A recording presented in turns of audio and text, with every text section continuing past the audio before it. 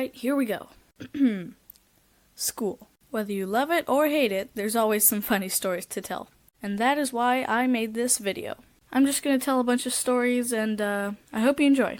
Alright, so you know how schools sometimes do practice lockdowns? Well, my school had one recently. We were in band at the time. Oh, that's my friend Cameron, by the way. Go subscribe to him. Link in the description.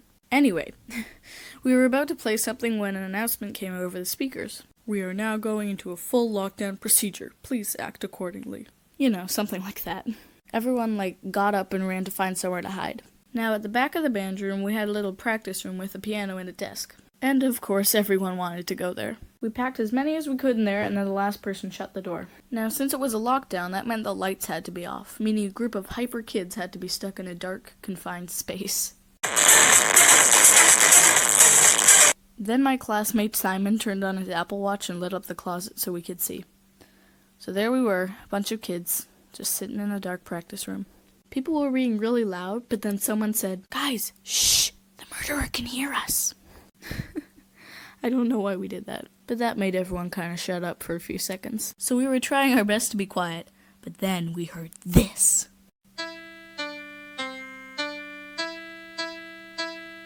Yeah, Nicole started playing Mary Had a Little Lamb on the piano. Yeah, my class has had an interesting year. A while after that, we heard the door open and someone started to come in.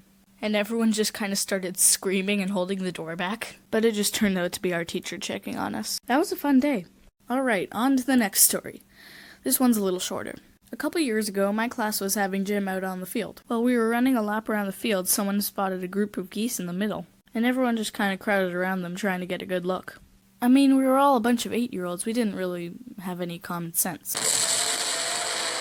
So then this one kid, I think Daniel, probably Daniel. Yeah, Daniel. Daniel decides it would be fun to chase a goose. Let's just say it wasn't. Okay, moving on.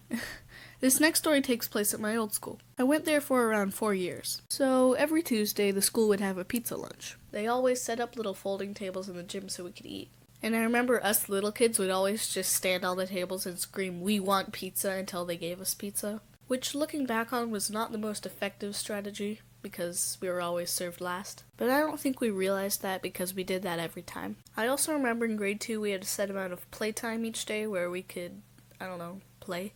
And one of the best toys we had were these things called magformers. They were basically different shapes that had magnets on them so you could snap them together. That was the one thing everyone wanted to play with. Now there was this one kid who was really annoying. I think his name was Cole or something. So one day my friends and I were building a house out of magformers, right?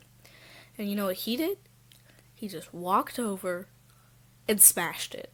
They ask you how you are, you just have to say that you're fine when you're not really fine. And we were all like, okay, you know what? This is the last straw. So we got a rocket launcher and no, I'm just kidding. But what we actually did was tell on him, and that works. And he never destroyed another house again.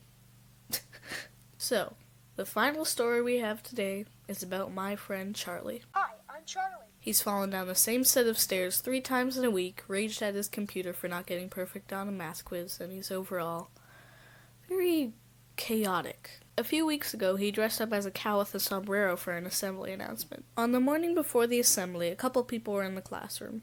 A couple kids, including me, were chasing him around the desks. Then Nicole comes in. Now, while he's distracted, I take his giant sombrero and I throw it to Nicole, who then runs out of the room. And, of course, he chases after her. Yeah, that was pretty funny. So, without further ado, let's look at all this fan art. And Charlie has agreed to provide some, background music for us.